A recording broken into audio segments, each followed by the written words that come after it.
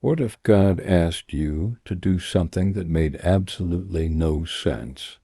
Something huge, difficult, and weird? In a world full of noise and distraction, one man heard God's voice clearly, and what he did next changed everything.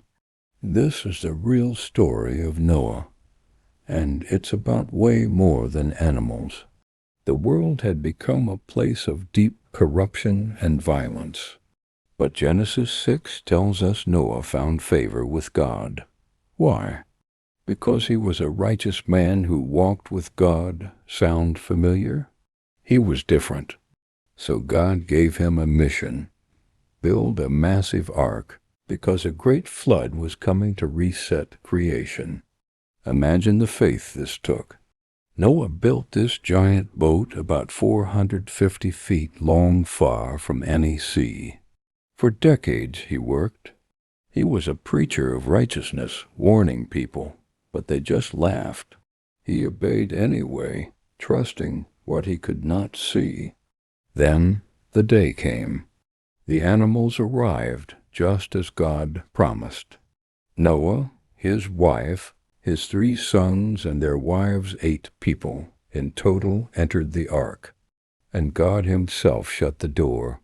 The rains fell and the floods came. For 40 days and nights, the ark kept them safe while the old world was washed away. After the waters receded, the ark rested. Noah sent out a dove, and it returned with a fresh olive leaf, a sign of new life. When they finally stepped out onto dry ground, God made an eternal promise, sealed with a sign in the clouds, the rainbow. Never again would he flood the whole earth. This story isn't primarily about God's anger. It's about God's grace. Noah's ark is a picture of salvation. In the middle of judgment, God provided a way of escape for those who trusted him. Noah's faith wasn't passive. It was active. He believed God and he built. The lesson? Obedience is built one faithful step at a time. Noah didn't see the flood when he started.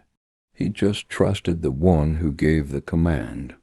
In a world that often ignores God, our call is the same: to live righteously and trust his promises, even when they seem far off. So what's your ark?